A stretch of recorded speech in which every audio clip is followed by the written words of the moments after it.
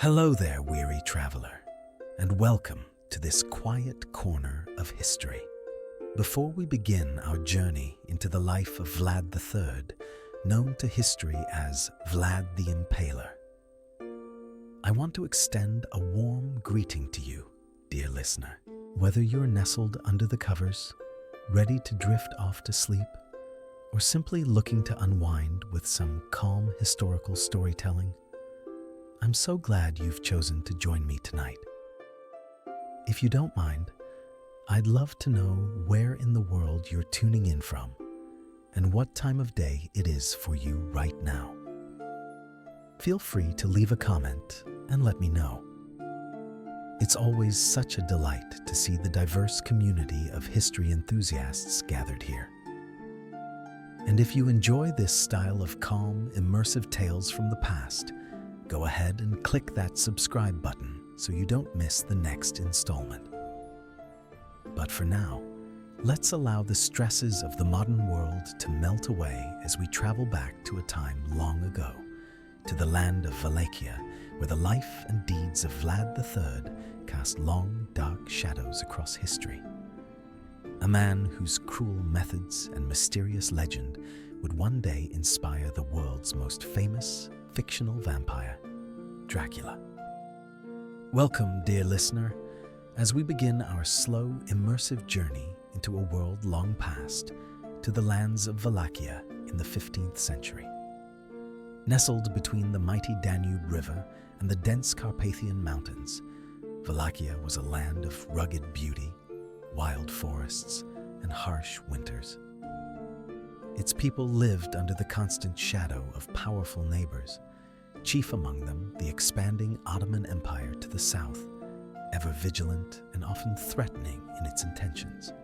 In the villages, life was simple but harsh, with families working the land, tending to livestock, and preparing for the long, bitter winters that could stretch for months without relief. The winters of Wallachia were not gentle. They tested the endurance of the people, shaping their customs, traditions, and resilience in ways that would echo through generations. The political landscape of Wallachia was equally complex. Small principalities, often ruled by competing noble families known as boyars, vied for power with relentless ambition. Alliances were fragile, betrayals common, and the pursuit of influence sometimes more deadly than the sharpest sword. The ruling prince had to navigate a treacherous web of loyalties, ensuring that both his nobles and neighbors remained in check. This environment of tension and uncertainty would play a critical role in shaping the character of one man who would rise to notoriety and leave a mark on history that persists to this day. Vlad III, later remembered as Vlad the Impaler.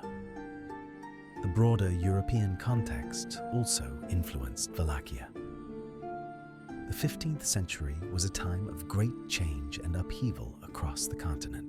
The 100 Years' War had recently concluded in the West, bringing shifts in power and new military tactics. The Renaissance was beginning to flower, introducing ideas, arts, and technologies that slowly spread even into these rugged eastern lands.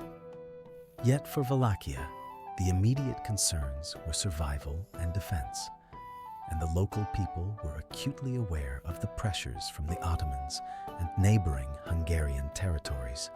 Princes and nobles alike had to be shrewd and calculating, employing diplomacy, strategic marriages, and military force to maintain their domains. Within this world of geopolitical tension and social complexity, the everyday lives of peasants unfolded. Families relied on their own labor to cultivate the soil and secure food for the coming winter. They kept small herds of animals, practiced rudimentary forms of agriculture, and stored provisions meticulously. Superstitions, folklore, and local traditions guided many of their decisions, from planting crops to preparing for battles. These customs were intertwined with fear and respect for the natural and supernatural world alike, a reflection of the precariousness of their existence. Even the architecture of the villages and fortresses reflected these concerns, with wooden palisades, moats, and watchtowers standing vigilant against potential raids or incursions. The influence of the Ottoman Empire loomed over every aspect of Wallachian life. Regular incursions, tribute demands, and occasional full-scale invasions reminded the people that survival required vigilance and sometimes harsh measures. Princes like Vlad II, Vlad III's father, had to navigate these pressures with both caution and resolve, balancing the demands of overlords while maintaining authority at home. The boyars, ambitious and often fractious, added a layer of complexity, seeking to assert their own power whenever the prince showed weakness. This constant tension between external threats and internal power struggles would create an environment in which ruthlessness was often rewarded and mercy could be fatal. Trade and communication, though limited by the rugged terrain and political instability, still linked Wallachia to the wider world. Merchants brought goods and ideas from distant lands, and envoys carried messages across borders, spreading news of wars, alliances, and the changing tides of European politics. Yet even these small connections reminded the people that their lives were part of a larger, interconnected world, a world in which the survival of a small principality depended on both skill and luck, courage and cunning. In the midst of this turbulent landscape, Vlad III was born into a world that demanded vigilance, courage, and at times, cruelty. Every factor, from harsh winters to political intrigue, would combine to shape the man who would come to be remembered not only for his ruthless methods, but also for the shadowy legend that would inspire stories for centuries to come. Vlad III, later known as Vlad the Impaler, was born in 1431 in the Transylvanian town of Sighișoara to Vlad II Dracula and his wife, Princess Kniazna of Moldavia. His family belonged to the House of Draculești, a branch of the noble Basarab dynasty, which had long held influence over Wallachia. The very name, Dracula, indicated the family's lineage, derived from Vlad II's membership in the Order of the Dragon, a chivalric order dedicated to defending Christendom and combating Ottoman expansion. This lineage would both protect and endanger Vlad, embedding him in a network of alliances, loyalties, and expectations that would shape his early life. From a young age, Vlad was immersed in the culture and traditions of Wallachian nobility. Education for a young prince was not merely academic, it was practical, focused on preparing him for rulership and survival. He was trained in swordsmanship, horseback riding, hunting, and the art of strategy. In addition, he learned the principles of diplomacy and governance, skills crucial for navigating the treacherous politics of boyars and neighboring states. But the most formative experience of all came in the form of a harsh and dangerous reality, the constant threat of violence and betrayal, which would teach him lessons in vigilance, suspicion, and decisive action.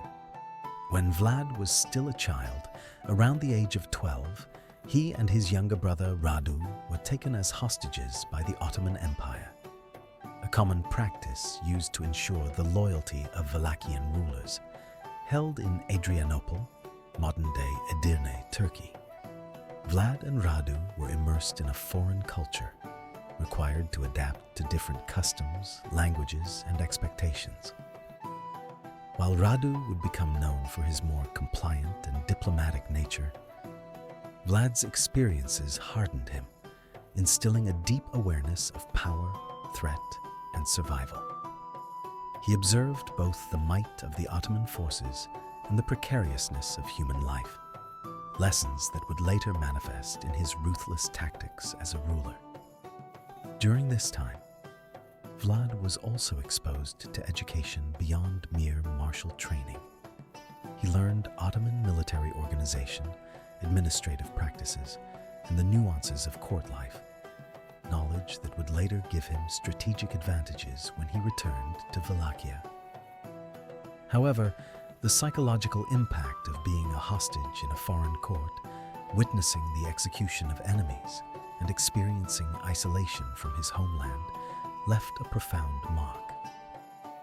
These years fostered in him a combination of discipline, cunning, and a willingness to wield fear as a tool of power.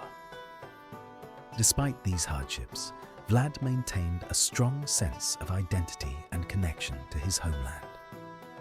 He was steeped in the legends, folklore, and spiritual beliefs of Wallachia. Stories of heroes, battles, and the supernatural were a constant presence, shaping his worldview. He would have heard tales of dragons and heroes, of cunning princes and ruthless invaders, which mingled with his real-life experiences to create a young mind attuned to both the practical and the symbolic. This blending of reality and legend would later contribute to the aura of terror and fascination surrounding him. As he grew older, Vlad began to demonstrate early signs of the characteristics that would define his reign. His intelligence, strategic thinking, and understanding of human psychology were evident in small tests of power and observation of those around him. He learned the importance of reputation, perception, and intimidation, and he began to understand that sometimes the mere suggestion of cruelty could achieve more than acts of force alone.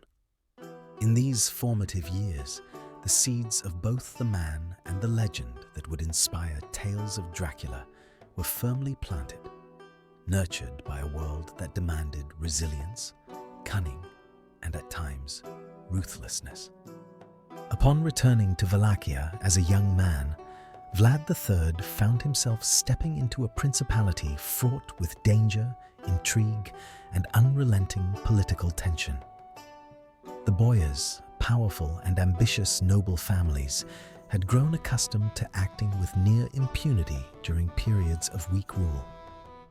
Some saw his return as an opportunity to assert their own dominance, while others, wary of his potential, quietly plotted against him. Vlad, tempered by his years as a hostage in the Ottoman court, understood the stakes immediately. Power in Wallachia was not granted. It was seized, maintained through strategy, intimidation, and, when necessary, ruthless action. The death of his father, Vlad II, had left a vacuum that intensified the struggle for control. The principality was divided between factions loyal to the Draculesque lineage and those aligned with rival houses. Vlad knew that to secure his position, he could not rely solely on bloodline or inherited status. He needed to demonstrate decisively that he possessed the skill, courage, and resolve to rule. His early encounters with boyars and advisors tested both his patience and his ingenuity. He observed their ambitions and weaknesses, noting who could be swayed, who required intimidation, and who might need to be removed entirely. In this intricate dance of loyalty and fear, every decision carried profound consequences. Vlad's approach to consolidating power combined both diplomacy and the strategic use of fear. He sought alliances with loyal supporters, rewarding those whose allegiance could be counted upon, while sending unmistakable warnings to potential dissenters. The young prince understood that reputation was a powerful weapon. A ruler feared for decisiveness and uncompromising authority could maintain order with fewer battles, and his enemies could be cowed by the very idea of his resolve. Stories from this period recount the carefully calculated gestures and acts that would establish Vlad's reputation. gestures designed to signal both strength and a willingness to act without hesitation against any who threatened his rule. As he navigated these treacherous political waters, Vlad also faced external pressures. The Ottoman Empire remained a constant threat, demanding tribute and testing the loyalty of Wallachia's rulers. At the same time, the Kingdom of Hungary exerted influence over the region, seeking to stabilize its borders through alliances and oversight. Vlad's time as a hostage in the Ottoman court had granted him unique insight into both the strengths and vulnerabilities of his neighbors, allowing him to anticipate potential invasions and maneuver diplomatically when outright confrontation was unnecessary. This combination of careful observation and strategic calculation became a hallmark of his rule. Securing the throne also required dealing with the rebellious boyars, whose ambitions often threatened the stability of the principality. Vlad implemented policies aimed at centralizing power, gradually diminishing the influence of these powerful nobles. Some were rewarded for loyalty, while others faced harsh consequences, creating an environment in which compliance was both expected and enforced.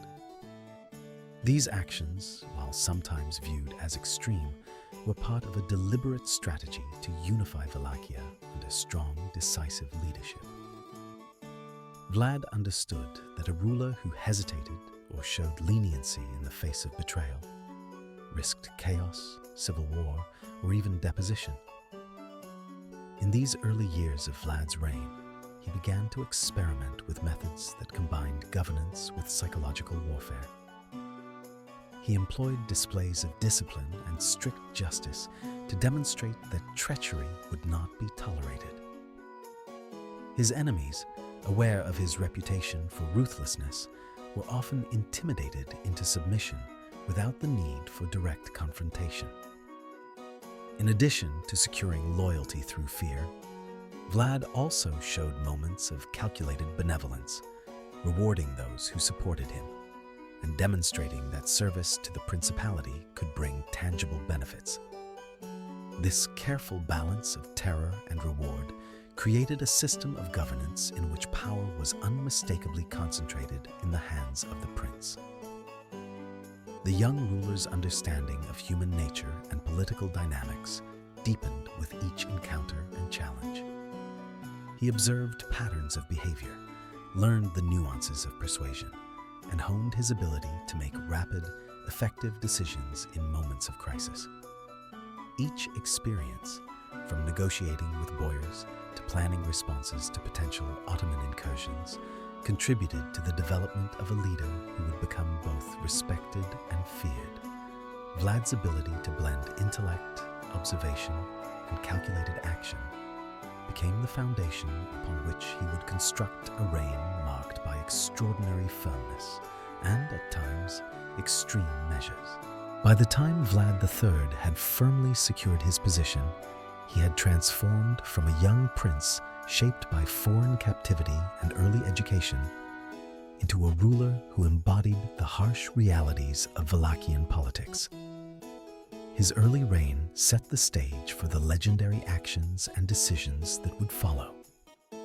A combination of military strategy, unyielding authority, and methods that would become the subject of both historical study and folklore.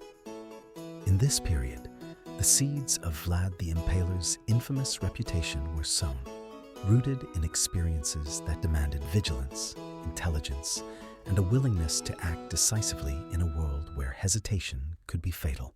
Thus, as we reflect on Vlad III's ascent to power, we see the emergence of a leader whose understanding of fear, loyalty, and strategy would shape Wallachia's destiny and leave an indelible mark on history. This period of consolidation and careful orchestration was not only a prelude to his campaigns and methods of punishment, but also a testament to the formative power of experience, observation, and unwavering resolve.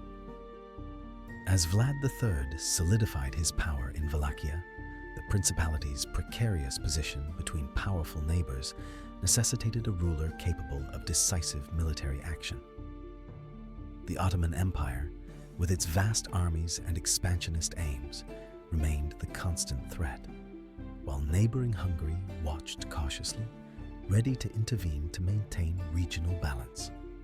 Vlad's understanding of strategy, honed during his formative years in captivity and through careful observation of human nature, became essential in navigating these threats and defending his realm. The campaigns and methods that would define his reputation emerged from this complex environment, blending military acumen with psychological warfare to achieve his objectives. Vlad's military strategy was characterized by a combination of conventional tactics and unconventional methods designed to exploit fear and uncertainty. He understood the power of both direct confrontation and intimidation. For instance, the use of night raids, ambushes, and rapid strikes allowed him to disrupt enemy movements and seize the initiative, often before the opponent had fully realized the threat. His intimate knowledge of Wallachia's rugged terrain, from dense forests to treacherous mountain passes, enabled him to deploy forces with precision, taking advantage of natural features to offset numerical disadvantages and confound larger armies. One of the most notable campaigns during Vlad's early rule involved defending against Ottoman incursions aimed at consolidating their influence in the region. These confrontations tested not only his leadership, but also his ability to maintain discipline and morale among his troops. Vlad's forces, often outnumbered, relied on surprise, speed, and psychological tactics. The imposition of strict discipline, combined with clear consequences for cowardice or disobedience, ensured that his soldiers remained cohesive and effective under pressure. Tales from this period recount both his meticulous planning and the ruthless efficiency with which he executed his strategies. Central to Vlad's reputation was his use of extreme measures to punish enemies and enforce loyalty. Among these, the method for which he became most infamous, the impalement of captives, served multiple purposes. It was not only a form of retribution, but also a psychological weapon.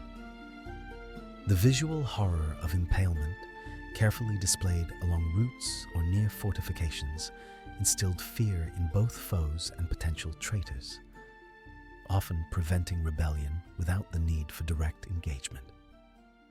These acts, though brutal, were part of a calculated approach to consolidate authority, project strength, and maintain order in a principality constantly at risk of internal and external threats. Vlad also conducted campaigns to eliminate rival boyars and rebellious nobles within his own principality. Recognizing that internal divisions posed a greater long-term risk than external enemies, he implemented a combination of diplomacy and fear to ensure obedience. Some nobles were allowed to retain influence if their loyalty could be assured, while others faced severe punishment to deter dissent. This strategy reinforced central authority and communicated a clear message. Treachery or ambition at the expense of the principality would not be tolerated. The psychological impact of these actions was profound, creating a culture of caution among both nobles and commoners, further stabilizing Vlad's rule. Beyond the immediate military and political benefits, Vlad's campaigns also had a symbolic dimension. He understood the importance of perception and reputation in both domestic and international contexts. Reports of his actions spread across Europe and the Ottoman Empire, painting a picture of a ruler who combined intelligence, courage, and uncompromising ruthlessness. These narratives, whether amplified by allies, enemies, or later chroniclers, contributed to the enduring legend of Vlad the Impaler. Blending fact with the aura of fear that surrounded his name, Vlad's campaigns were often accompanied by meticulous preparation and attention to detail. Supply lines were secured, intelligence was gathered on enemy movements, and contingencies were planned for various scenarios. His ability to coordinate these elements simultaneously, while maintaining discipline and morale among troops, showcased a leader capable of operating at a level of sophistication uncommon in the region. He combined strategic foresight with the ability to act decisively in the moment, a duality that would define his military approach throughout his reign. One particularly memorable episode involved the defense of Târgoviște, the principality's capital, against an Ottoman invasion. Vlad's use of fortifications, ambushes, and psychological intimidation created a scenario in which the Ottoman forces, despite their numerical superiority, suffered significant losses and were forced to retreat.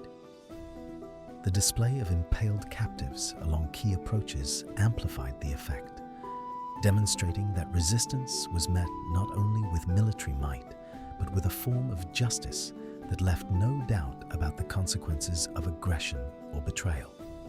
Throughout these campaigns, Vlad also cultivated alliances and managed delicate diplomatic relationships. While his military actions were sometimes brutal, they were strategically calculated to maintain the principality's autonomy and prevent domination by more powerful neighbors. His decisions were influenced by both the immediate tactical situation and the long-term vision of sustaining Wallachhia's independence. This blend of tactical and strategic thinking illustrates the depth of Vlad's leadership and the reasons his campaigns remain a subject of fascination to historians. As we reflect on Vlad III's military campaigns and methods of punishment, it becomes clear that his approach was not merely the product of cruelty for cruelty's sake.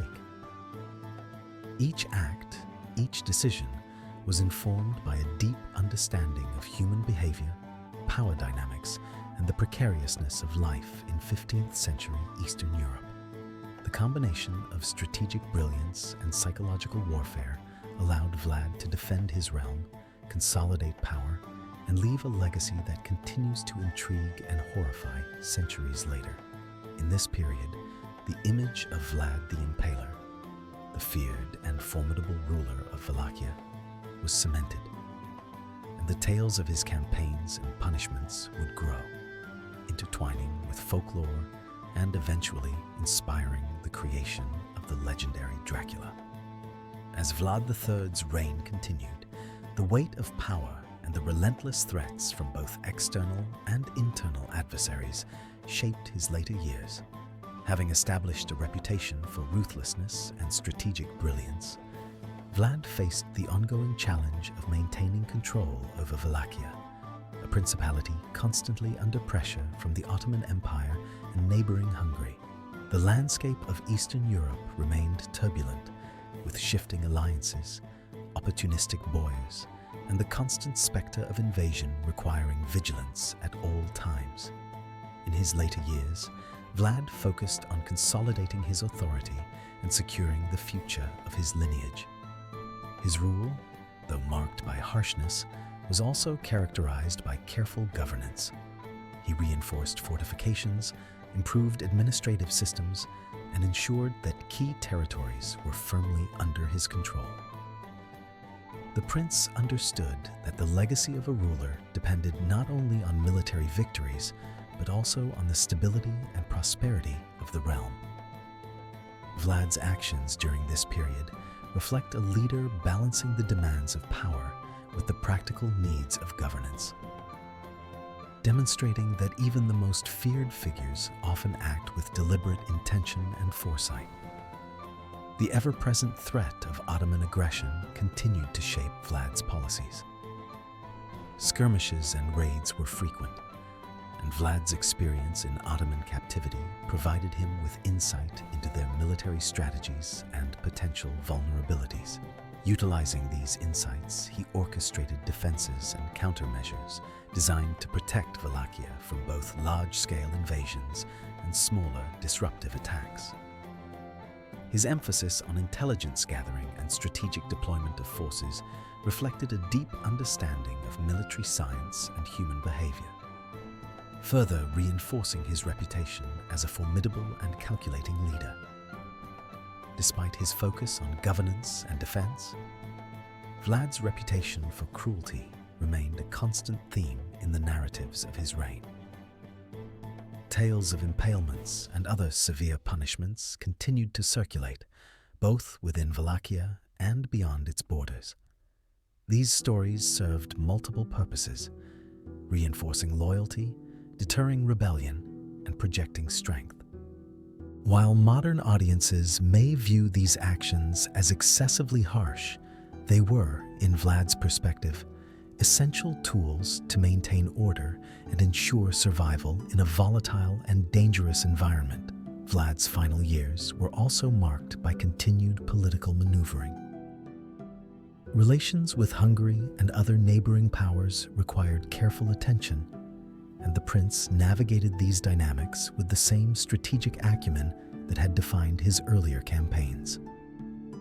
Maintaining alliances, negotiating truces, and responding to emerging threats were all part of the delicate balance of power that Vlad sought to preserve. His ability to remain engaged and decisive, even in the later stages of his rule, illustrates the enduring influence of his formative experiences and the depth of his understanding of leadership. The circumstances of Vlad III's death are shrouded in both historical record and legend, reflecting the enigmatic nature of his life. He reportedly fell in battle against the Ottomans in 1476, though accounts vary and the exact details remain uncertain. His death marked the end of a tumultuous but remarkable reign, leaving a principality that had been both stabilized and terrorized by his rule. Vlad's passing did not diminish the impact of his life. His legacy endured through the memories of those who witnessed his actions, the chronicles of historians, and the folklore that would eventually intertwine his story with the myth of Dracula. Vlad III's influence extended beyond the immediate political and military outcomes of his reign. He had demonstrated that survival and power in a dangerous world required a combination of intelligence, strategic planning, and the calculated use of fear. His methods, while extreme, reflected a deep understanding of human nature and the complexities of leadership. The stories and legends that followed him ensured that his name would endure, bridging the gap between history and myth, and capturing the imagination of generations to come. As we reflect on the final chapter of Vlad the Impaler's life, we are reminded that history is not only a record of events, but also a tapestry of human experiences, choices, and consequences. Vlad's life illustrates the interplay of courage, cunning, ruthlessness, and the relentless pursuit of power in a world where survival was never guaranteed. In understanding his story, we gain insight not only into the man himself, but also into the world that shaped him and the enduring legacy of a ruler whose name would echo through history and legend alike. Following the death of Vlad III, the echoes of his life resonated far beyond the borders of Wallachia. Stories of his deeds, both the acts of bravery and the terrifying punishments, traveled across Eastern Europe, carried by messengers, travelers, and chroniclers eager to record the extraordinary events they had witnessed or heard about. These narratives, sometimes amplified by exaggeration, shaped a legend that would endure for centuries. Vlad the Impaler became more than a historical figure. He became a symbol, embodying both the harsh realities of medieval power and the capacity for fear to influence human behavior. In the decades after his death, the perception of Vlad III varied dramatically depending on perspective. To his enemies, he was a figure of terrifying cruelty, a prince who wielded fear as a weapon with unmatched effectiveness. To some allies and historians, he was a shrewd and formidable ruler, who protected his principality against overwhelming odds and maintained stability in a region constantly under threat. This duality contributed to a lasting fascination with his life. As the line between history and myth began to blur, and the tales of his deeds were retold with increasingly vivid imagery, the most enduring aspect of Vlad III's legacy lies in the connection between his historical persona and the fictional character of Dracula Bram Stoker. In the late 19th century, drew inspiration from the stories surrounding Vlad the Impaler when creating his iconic vampire. The elements of fear, nocturnal presence, and a bloodthirsty reputation were dramatized and romanticized, transforming Vlad's historical narrative into Gothic fiction. While Stoker's Dracula was ultimately a product of imagination, the historical details of Vlad III's life, the brutality, the cunning, the strategic genius, formed the foundation of the myth, ensuring that the real-life figure would remain etched in cultural memory alongside the literary vampire. Vlad's legend also served as a cautionary tale about the use of power and the consequences of political instability. In regions influenced by his story, his methods of punishment were remembered as extreme but effective. Chroniclers and historians debated the morality of his actions, examining the fine line between tyranny and necessity. Vlad's life, therefore, became not only a story of fear, but also an enduring case study in leadership, strategy, and psychological influence. The tales of Vlad III also permeated folklore, blending historical fact with local myth. Stories of the impaled, the haunted forests, and the cunning prince circulated among peasants and townsfolk, often serving as both entertainment and moral lesson. These narratives reinforced social norms, warning against betrayal and emphasizing loyalty, courage, and resilience. Vlad's actions, though violent, became embedded in the cultural consciousness, illustrating the power of storytelling in preserving history and shaping collective memory. Even in modern times, Vlad III's legacy remains potent.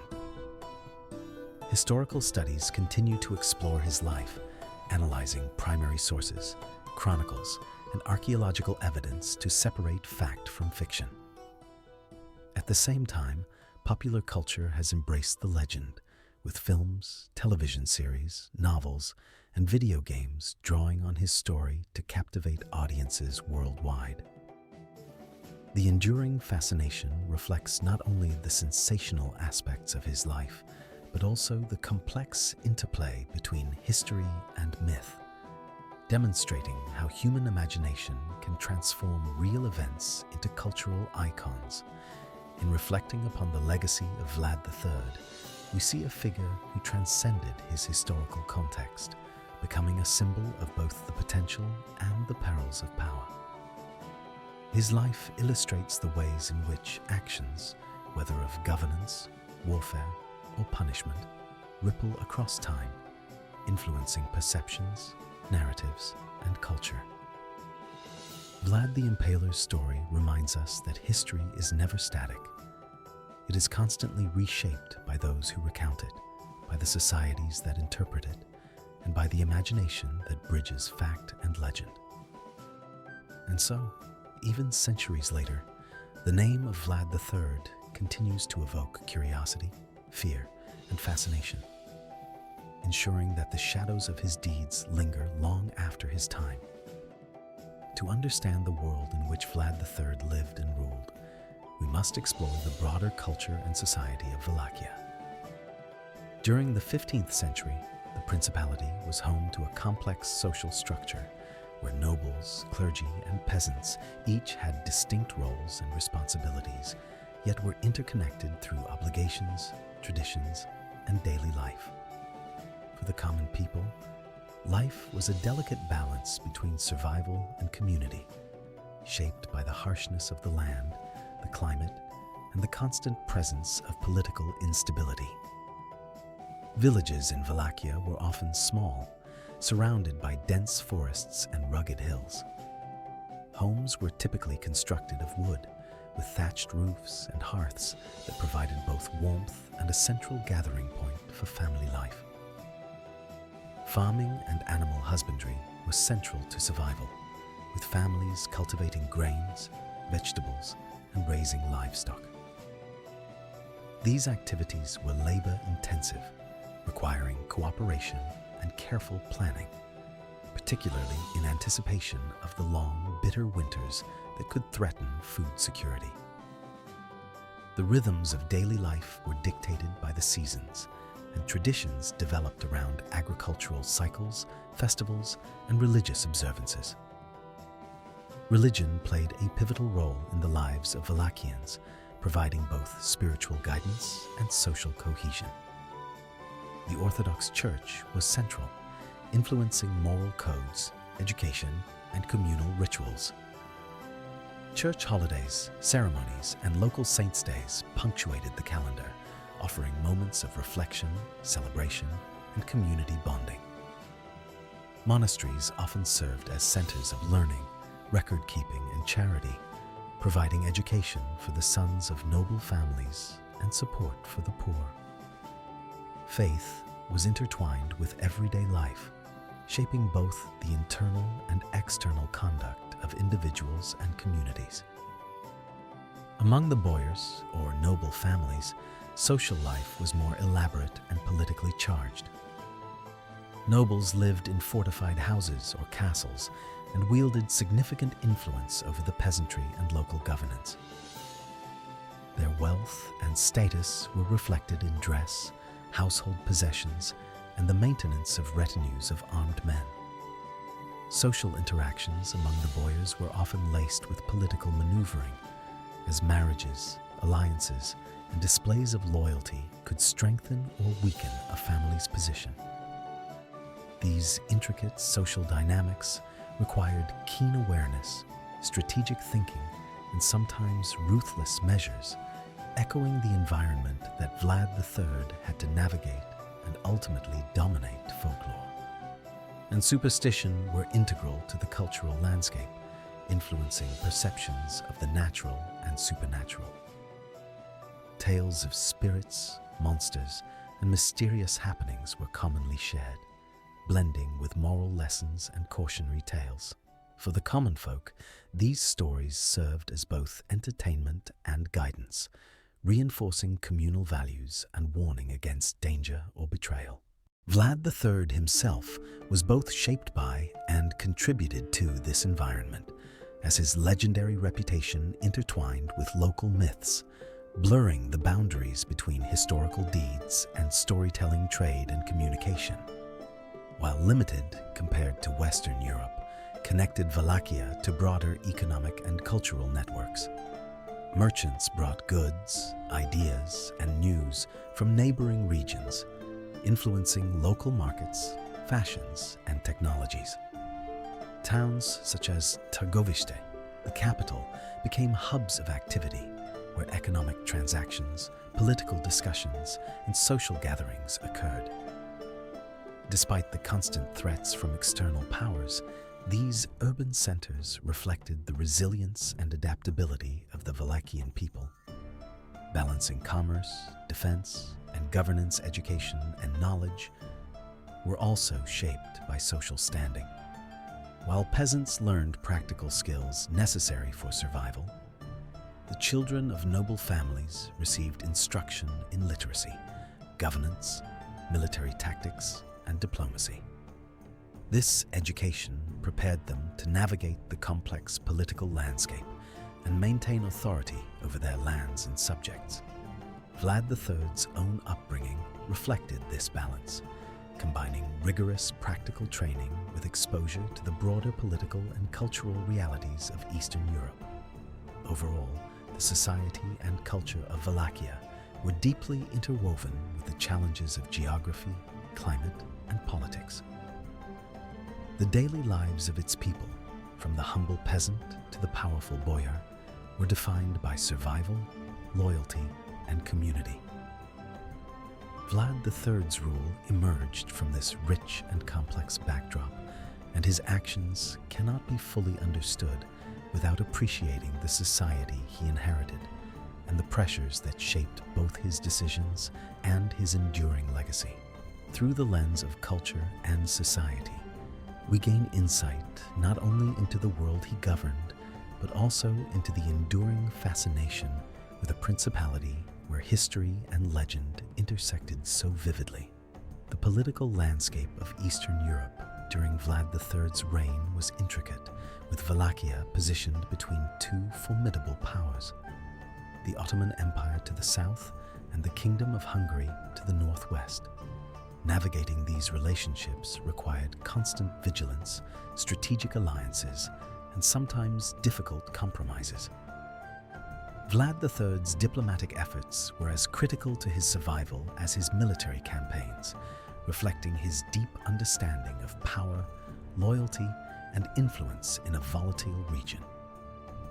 From an early stage, Vlad recognized that Wallachia could not survive isolation.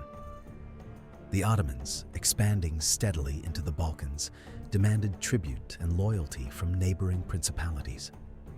While tribute could provide temporary security, Vlad understood that yielding too easily might signal weakness.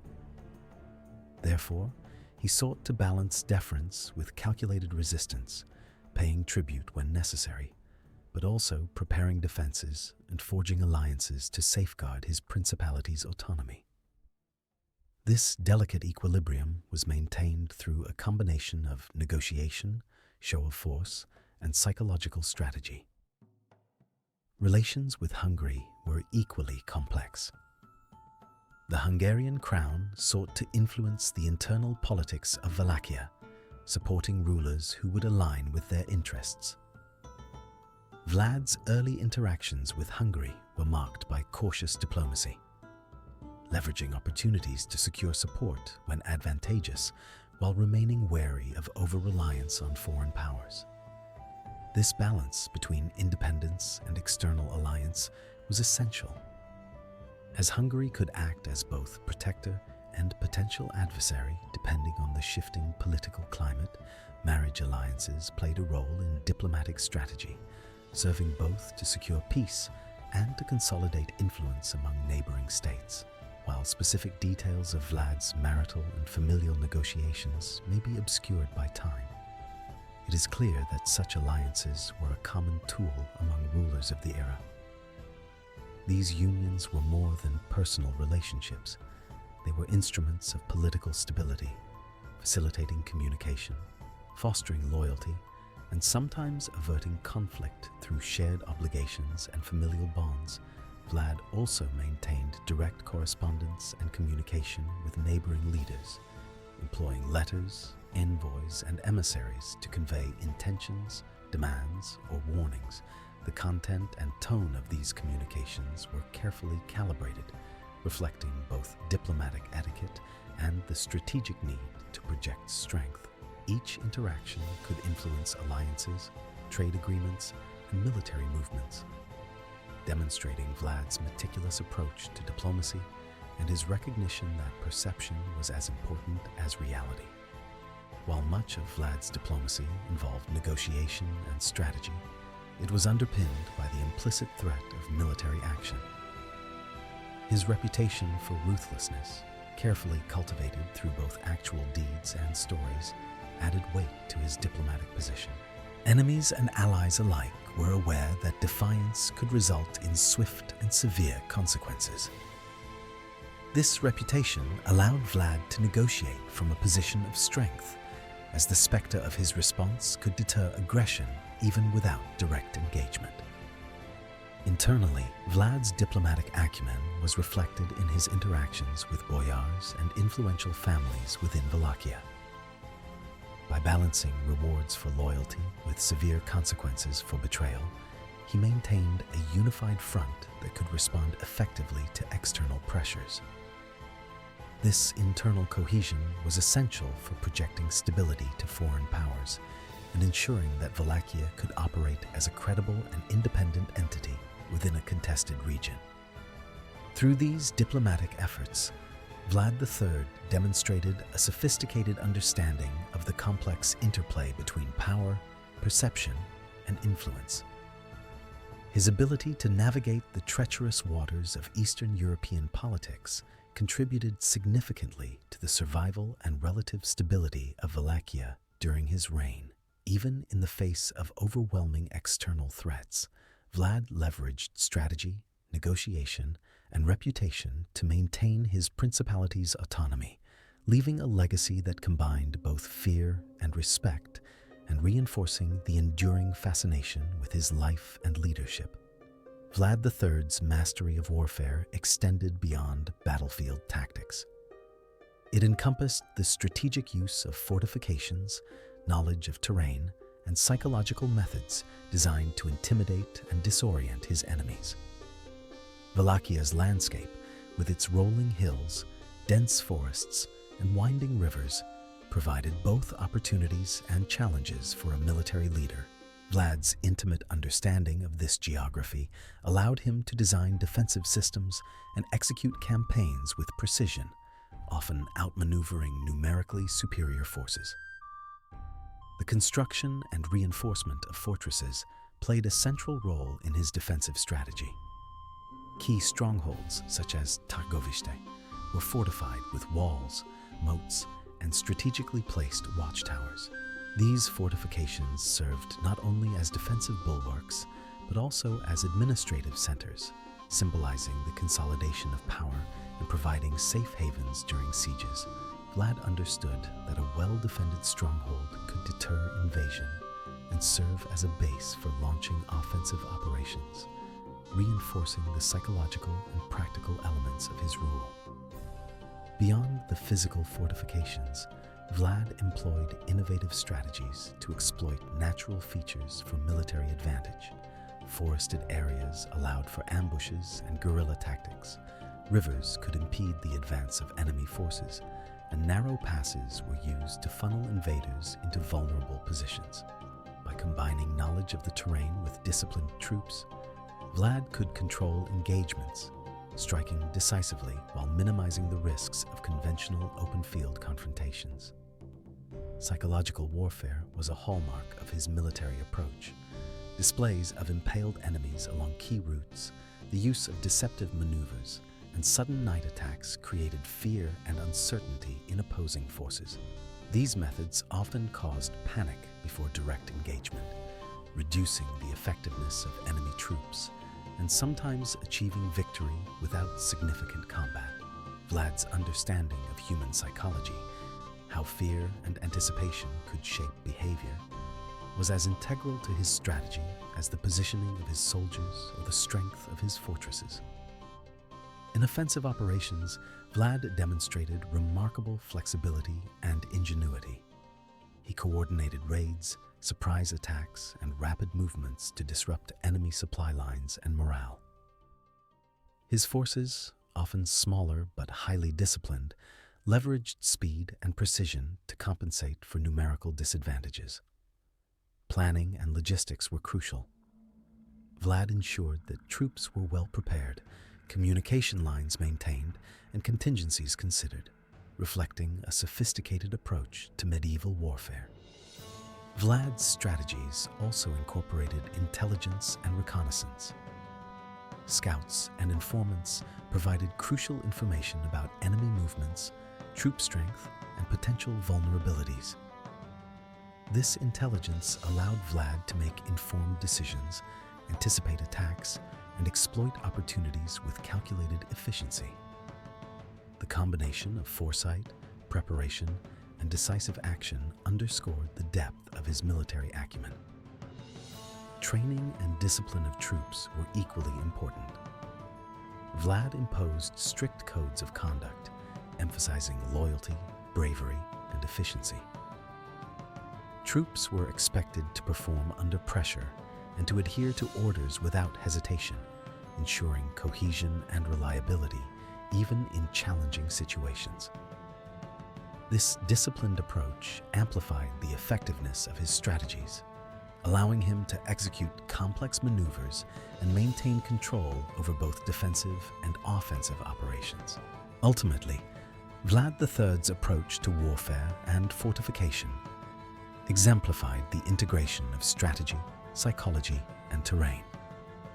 His ability to combine physical defenses with mental tactics created a formidable system of military power that extended his influence, protected his principality, and left a lasting impression on both allies and adversaries.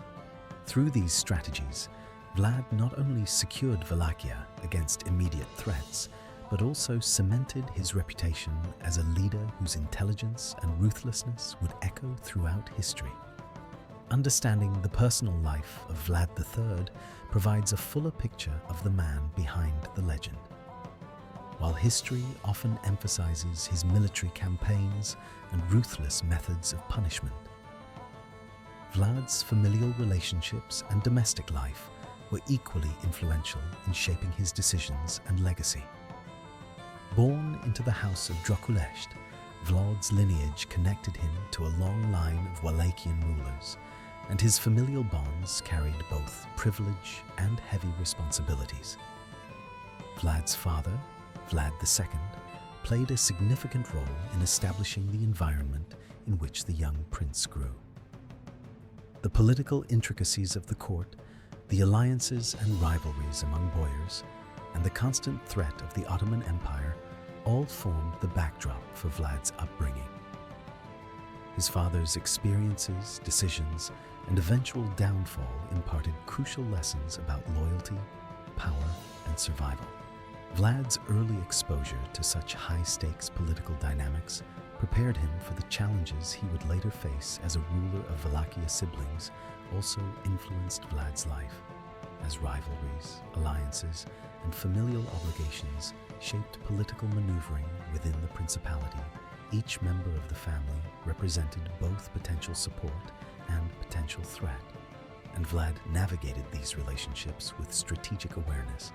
His understanding of loyalty, betrayal, and kinship was informed not only by political necessity, but also by the intimate dynamics of family life, where personal feelings and public actions were inextricably linked.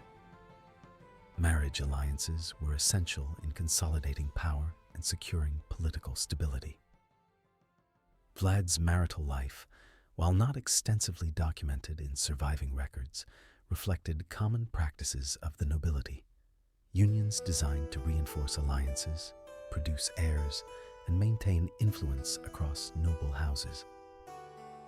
These marriages were not merely personal relationships.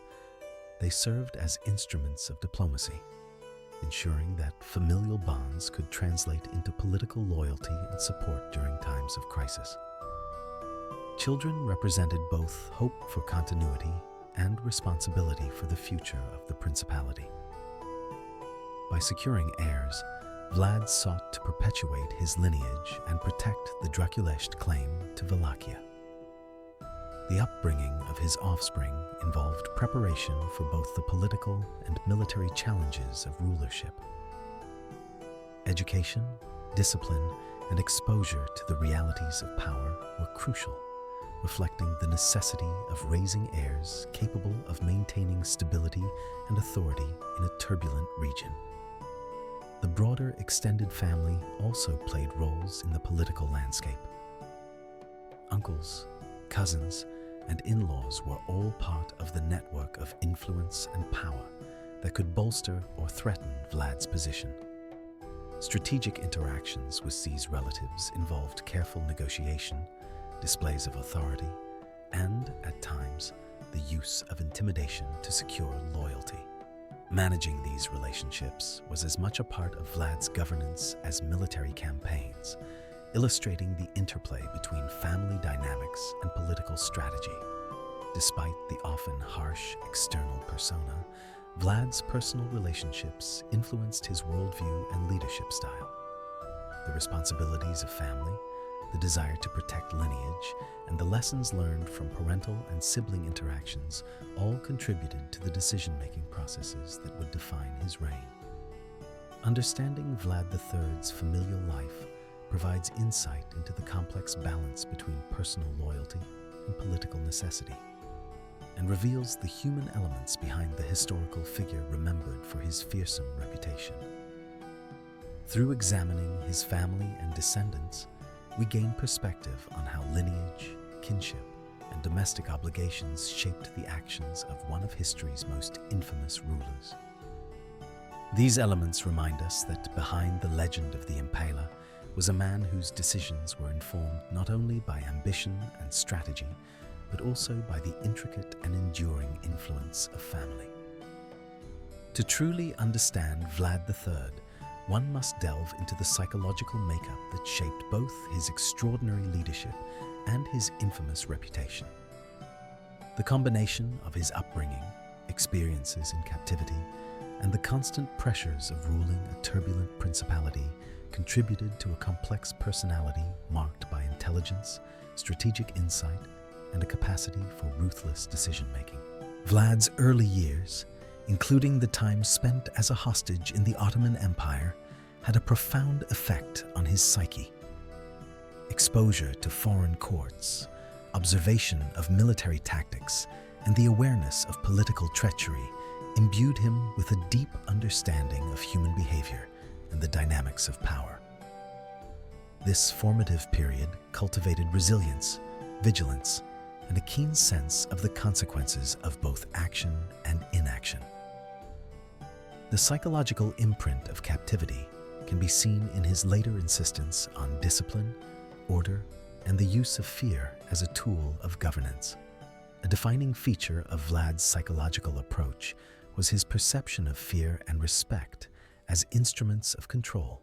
He understood that authority was not solely maintained through benevolence, but also through demonstrating the severe consequences of betrayal, cowardice, or incompetence. By enforcing strict punishments, including the method of impalement, Vlad instilled an immediate, visceral understanding of consequence, ensuring that loyalty was reinforced not just by obligation, but also by caution and fear. This strategic use of psychological pressure was integral to both domestic stability and external deterrence. Intelligence and strategic foresight were other hallmarks of his mindset. Vlad was not impulsive. His decisions were calculated and often informed by extensive observation and analysis.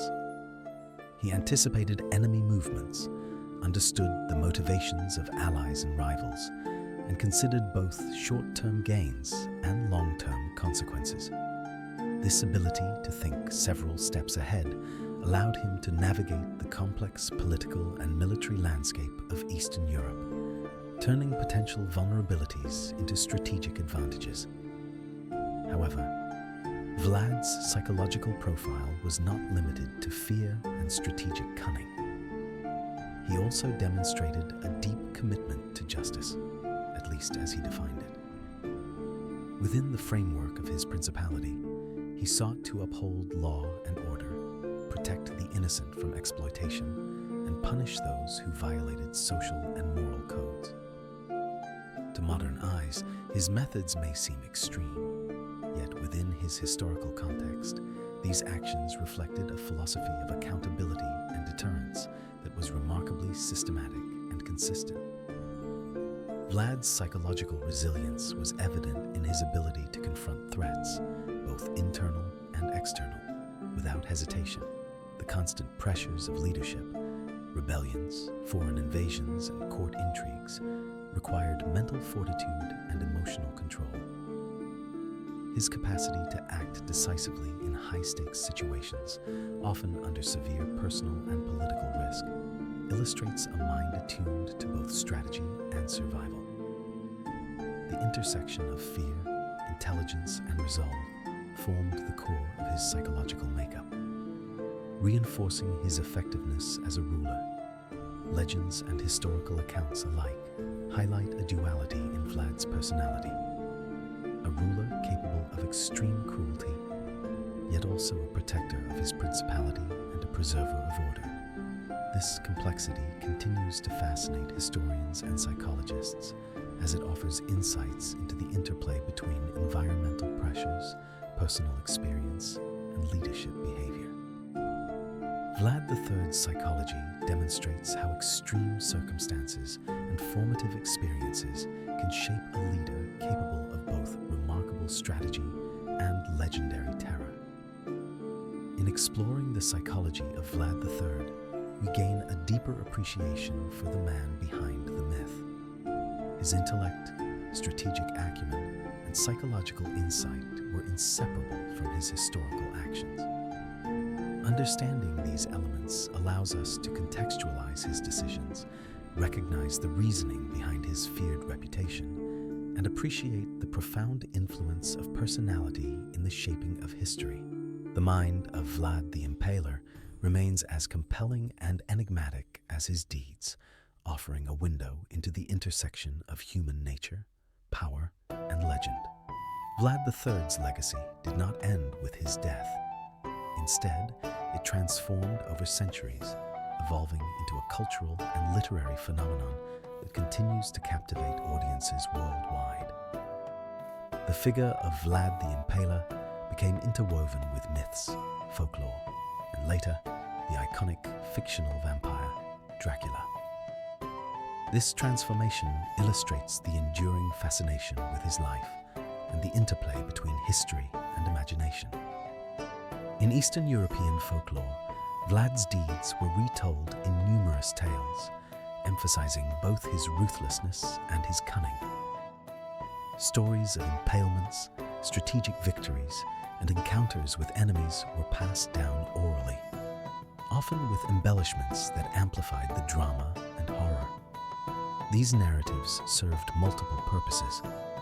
They preserved history, educated listeners about the dangers of treachery and disloyalty, and entertained communities with tales of extraordinary human deeds. Through these stories, Vlad became a symbol of justice, fear, and power, his reputation growing beyond the bounds of documented history. The Western fascination with Vlad III emerged centuries later, particularly with the publication of Bram Stoker's novel Dracula in 1897. While Stoker's work was largely fictional, he drew inspiration from the historical accounts of Vlad the Impaler, incorporating elements of cruelty, nocturnal terror, and the Romanian setting into his narrative. This literary adaptation cemented Vlad's association with vampirism in popular imagination, creating a bridge between historical fact and Gothic fiction. Dracula became an enduring symbol of horror and intrigue, ensuring that Vlad's name would resonate far beyond the confines of Wallachia. Modern media have continued to explore and reinterpret Vlad's life, ranging from academic studies to films, television series, and video games. Documentaries analyze his strategies, motivations, and historical context, offering nuanced perspectives on his reign. Fictional portrayals, meanwhile, dramatize and romanticize aspects of his legend, emphasizing themes of power, vengeance, and supernatural terror. Each retelling adds layers to the mythos, reflecting contemporary interests, cultural anxieties, and creative imagination. Vlad III's presence in popular culture also highlights the ways in which history can be reshaped and reimagined. From folklore to literature and entertainment, his image has been adapted to fit different narratives, illustrating the fluidity of historical memory.